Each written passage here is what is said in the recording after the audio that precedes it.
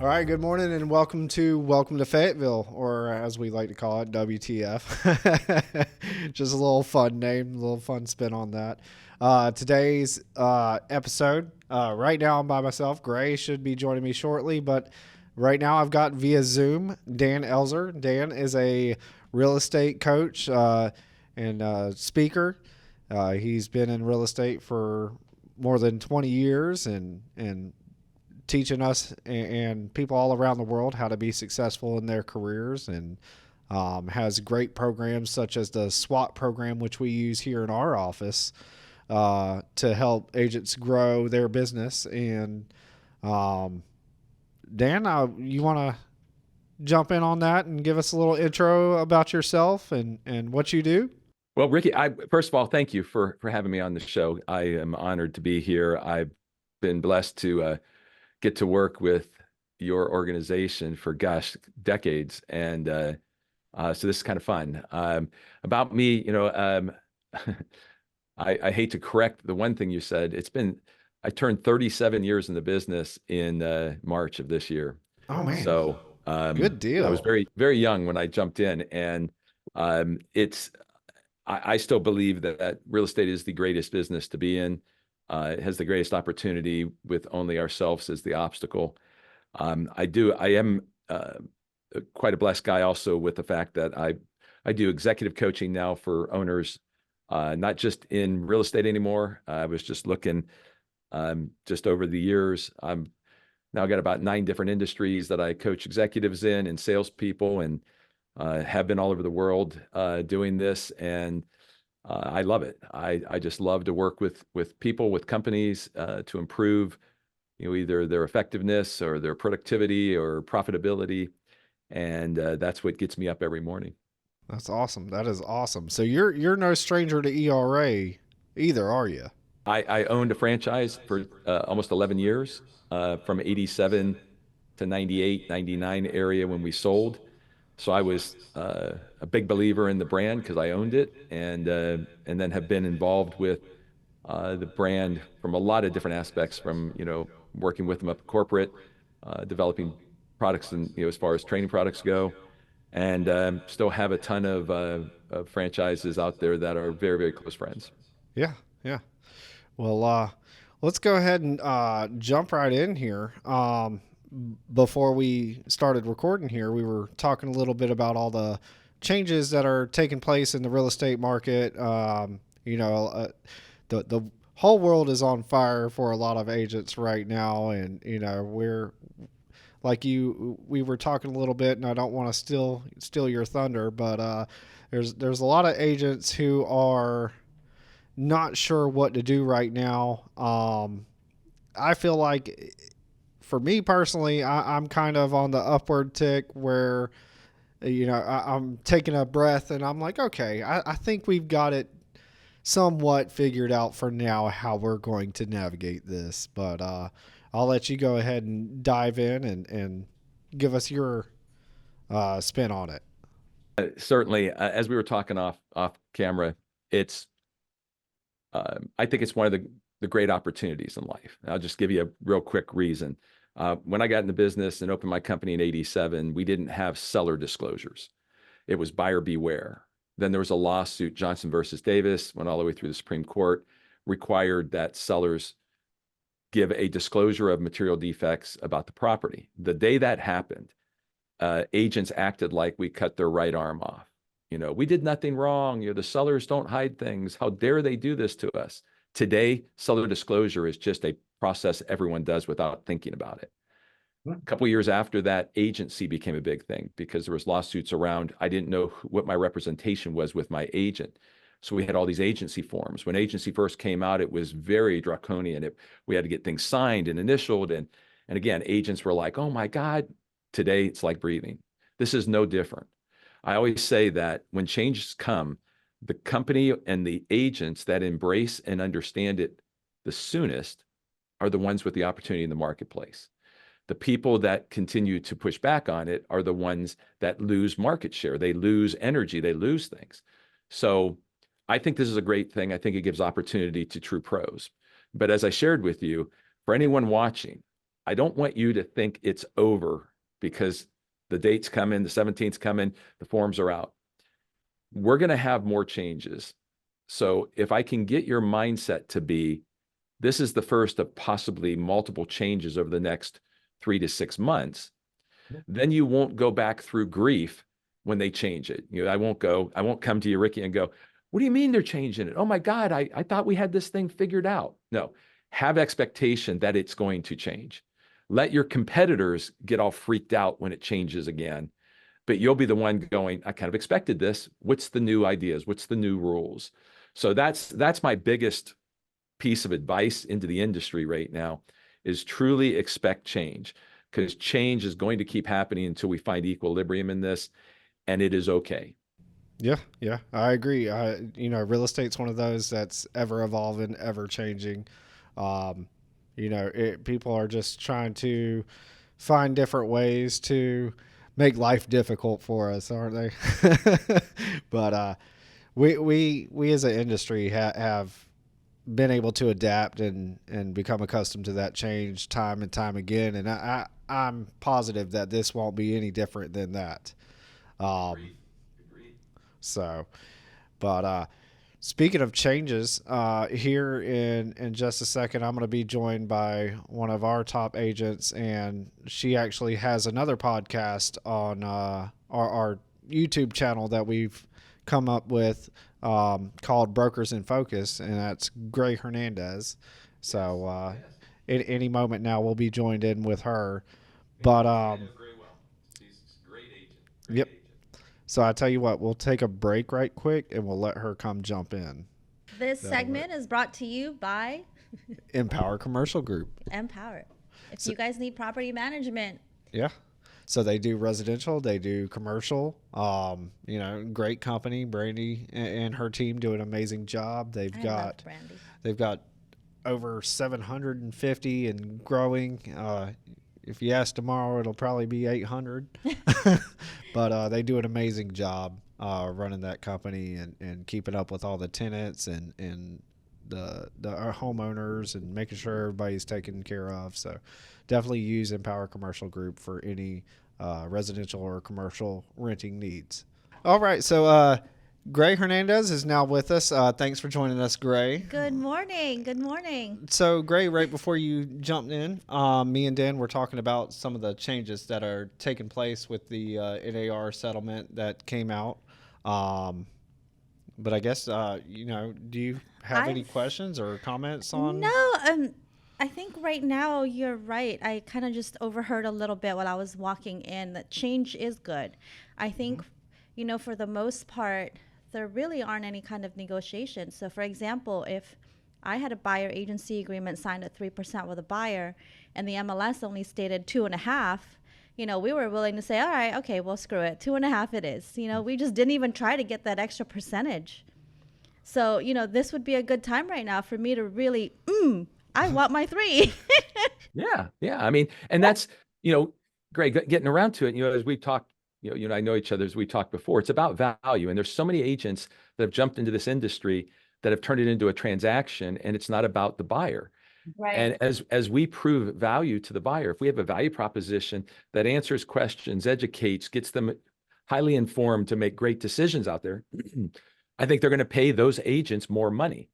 Right. The people that are transactional are going to be the ones that get commoditized and not get paid.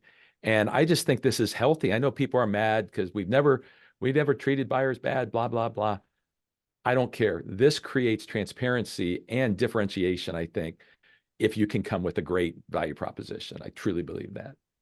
And one of the things that I look forward to with the whole buyer agency agreement, well, I mean, it's always been around in North Carolina, but now more so than ever, I mean, really, like what you said, you have to really show your value. I've done a lot of transactions with some agents in the past, and I'm thinking to myself, like, how I mean, they didn't know what to contracts. And for me now, if I'm going to pay you the amount that you're asking, you really need to know the neighborhood, everything else about the market. And for me, I mean, I like that because for me, I'm very competitive in nature, and if that's the case, then I'm in it to win. Mm-hmm. Bingo. And that raises the bar for, I think, everybody in the industry. And there's a consumer federation out there that did a study of this. And with the change in the market and with the lawsuit, they're predicting a huge drop off in agents over the next 18 months. And I just think that is incredibly healthy as well, because if we can get the people that got into real estate thinking it was easy and a quick buck out, Right. then we just leave the pros as the way that you're speaking to the value and the neighborhood and the understanding. I think we end up elevating the income opportunity, because when we get down to where we have fewer people, but they're very, very good, now we're gonna have that opportunity to turn this into even a better profession, I think, than what we Right. currently have. Yeah, I agree. Similar to what you just said, in my head as y'all were talking, I'm thinking now's the time for people who thought this would be a cutesy side job Oh gosh, yeah. to see their way out of the industry, and people who want to treat this like I'd say a 9 to 5, but me and Gray both know, and this is not a 9 to 5. I mean, it is. My phone's going off at 6:30 this morning and 10 o'clock last night. So, I mean, this is far from a 9 to 5. This is not an industry that is for the weak. The entry level, though, is so easy that people assume that you can do this part time. And, while you may have a regular job, when I mean part time, I mean it's like you can't get a hold of them. And they think that's okay. No, it's not okay, because in real estate, time is of the essence. Yep. It truly is. I mean, money really ticks as that clock goes. If you're not available, it could be as locking as your interest rate. It could be just as simple as that. You missed that opportunity. You missed so much money, or even due diligence period. So I think it's a good thing. I welcome the change. I'm actually excited about it. I've been doing it already. Even with my listing agreements, I've already told the seller. I said, hey, this is my fee. Whatever the buyer wants to negotiate on their end, I mean, just expect that there's going to be. I'm not going to negotiate a buyer agent's compensation. That is not my fiduciary. There you go. There you go. Yeah, I agree with you that this is an opportunity, as I've been saying, and getting your skills down for how we speak to sellers and our skills down on how we slow down and speak to buyers and present to buyers is why I think the people who are not properly informed, educated, trained, those agents are going to be slowly squeezed out.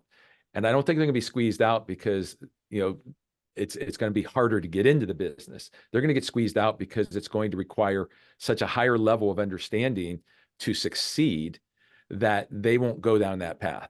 These people that do 1 transaction, 2 transactions a year, it's going to be such distance between transactions that they won't be able to compete. And that's where I think we really raise the bar as far as the industry goes, because you'll have to at least be engaged, and if not completely full-time, at least to the point to give the time that you were just speaking of, to be able to give the time to the client necessary for dates and deadlines and all those things that need to be followed to be there for them. And I'm excited. I think we're just seeing the beginning of a transition of how real estate will run, where the best of the best are going to really shine. Right. Yeah. Right. Yeah, I completely agree. I do have one. I was sharing with Ricky. I do have one comment for the viewers, and Gray, I know you're a good balanced agent. I know you take those listings. So we've been talking about buyers for 18 months because of this lawsuit, and one of my warnings to the marketplace, to my professional agents, people who really want this to be their career, is be careful. Because of the changes and because of the requirement of companies to talk about the buyer side of the business, don't let that distract you from being balanced and getting your listings, because all the oxygen in the room has been about buyers. And if I allow that to drive my mindset, I stop trying to go get listings. And that is as detrimental to an agent today, I believe, as not learning the right way to deal with the buyer. We've got a market that's shifting. We've got buyers that are more particular. We've got people taking a little longer to decide. So if I don't balance my business, I could end up on the buy side and have such a long cycle that I can't afford to stay in the business. So I always say, be careful that all of this noise and conversation on the buy side doesn't disrupt you from doing the other side of your job. So with everything that's going on, the lawsuit settlement, I mean, almost can't ignore the political climate out there, the interest rates currently, the inflation. I mean, do you see this as one of the most challenging times in recent memory in real It's estate? funny you say that. A buddy of mine, I've got a friend who's in the mortgage industry. He's been in as long as I have, 36, 37 years. He gave me an article, and I don't know if that will show up right, but it says home buying market is toughest since the 80s. Well, I opened my company in the 80s, and it was a tough market. We had double-digit interest rates. We had inflation. It was hard to buy a home. We had to be creative. There was a lot of seller financing or different types of mortgage products. But here's what I always tell people. We made really good money through the 80s and the 90s as a real estate company. My company did very, very well. It's just the level of engagement and understanding of the agents had to be higher. Right. It just wasn't going to happen like it did in the last 10, 15 years where you just show up and the person bought the house. Right. Now you actually have to have skills. You have to have knowledge. So I do believe that we will have affordability issues. I do believe that we're going to have inflation tail down. But I said last year that I think we're going to settle into a high 5% interest rate, and it's going to stay there for a while.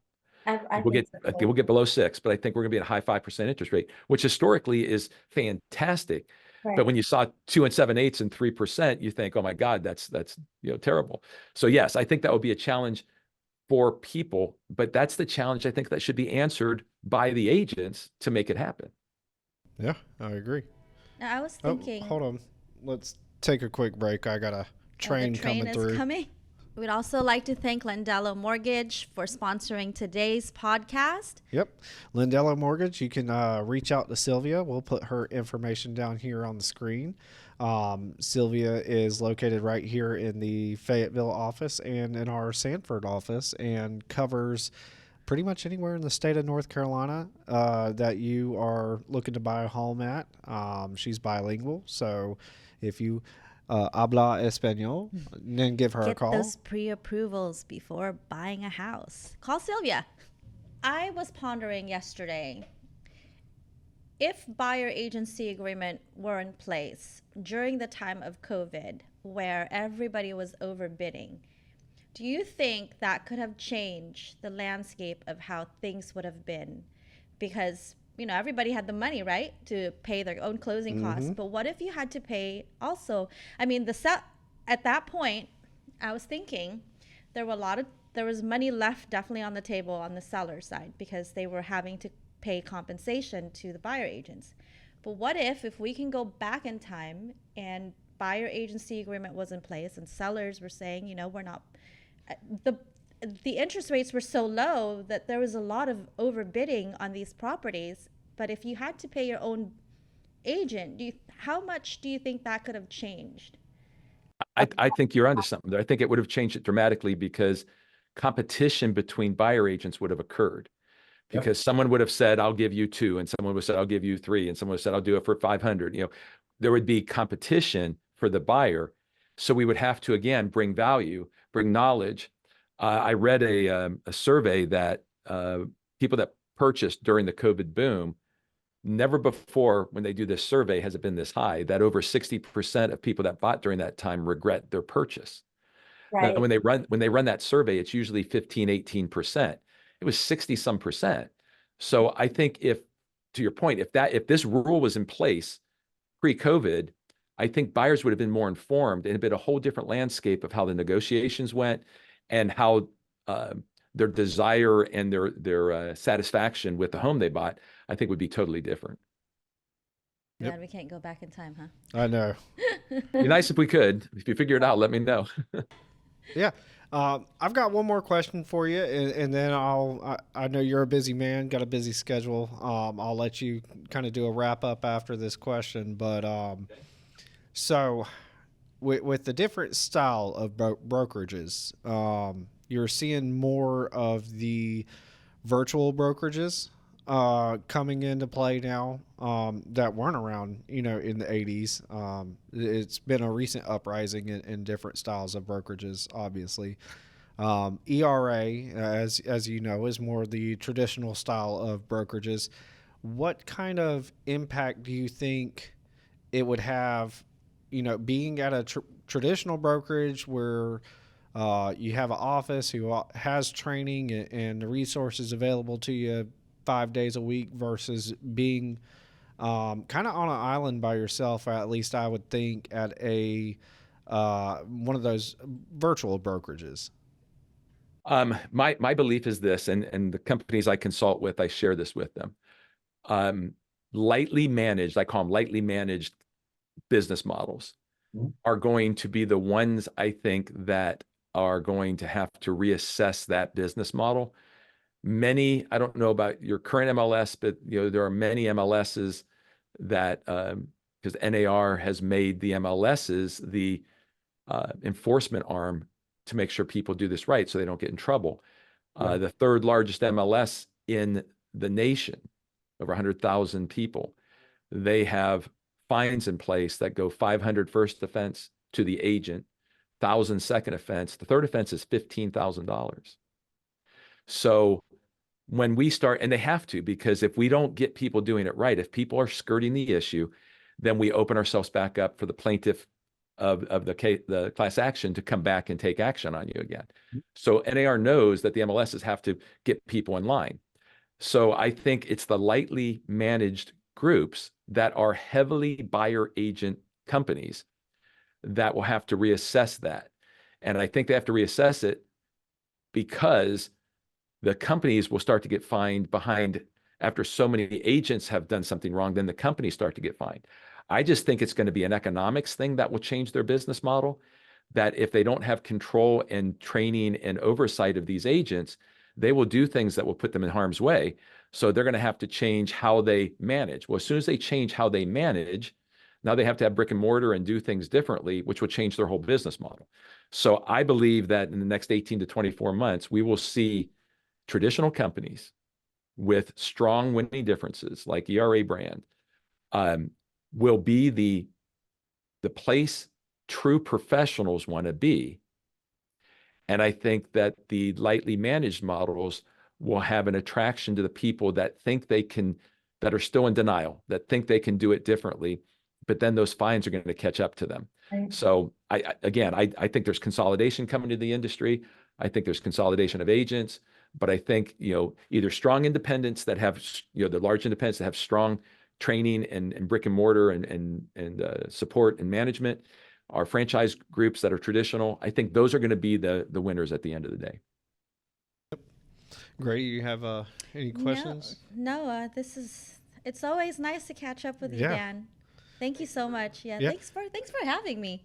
Yeah. Thanks for having me, guys. This was fun. I enjoyed it. And we hope to see you soon. I hope to see you guys as well, man. Yes, sir. Call yes, me sir. if you want me back on anytime. I'd be happy to join you. So I guess before we wrap up, or before you take off on us, give us the pitch. How can we learn more? How can we follow you? Easiest way to learn about us, Judy and the team just put together, I don't know, about 6 months ago, a new website.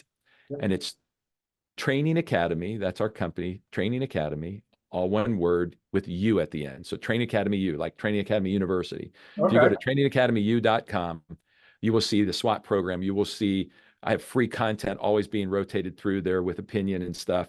I've got managerial and leadership content there. So if anybody wants to figure out what I'm doing, you go to Training Academy U, you'll get it. Awesome. And I was a SWAT student. So Yep. So yeah, and that's what Hampton has used your SWAT program too with our CDI, our school that we're starting up here in the office. So definitely all of our agents are very well versed on Dan, you and your program. So we appreciate everything, man. Thank you so much for being on the show and taking the time to be with us today. Wish you the best of luck in everything you do, and hope to have you back on sometime soon. Well, Appreciate it, guys. Have a great rest of your day and week, and I'll see you next time around. Thank Yes, you. sir. Bye. All right. Wow. That was awesome having Dan Elzer come on the show. I mean, I love him. So when Yes. you told me that he was going to be here and that I was going to fill in, I said, yes, I haven't seen him in so long. I'm a SWAT student, you guys. So he has a SWAT academy, and a lot of his teachings is something that I definitely resonate with. And I know there's a lot of mentors out there, but Dan is the man. Dan's the man for Dan's the sure. man. Well, and again, thank you for coming to fill Thanks for in. having me. Josh couldn't be here today, but I appreciate you taking time out of your day, because I know you're all over the place, and you talk about somebody who time blocks and does it all extremely well. You do amazing with that, so I appreciate you penciling me in your busy schedule. Thanks for having me as well. And don't forget, Gray is also on our ERA TV channel with Shane Cox, our Yes. broker in charge from our Sanford location, for her podcast, Brokers in Focus. That's right. So make sure to catch that, like it, subscribe to it, and watch it. It'll be here on the ERA TV. And while you're doing that, don't forget to like, subscribe, and watch this podcast, WTF, Welcome to Fayetteville. We got the beautiful city of Fayetteville right here behind us. So awesome.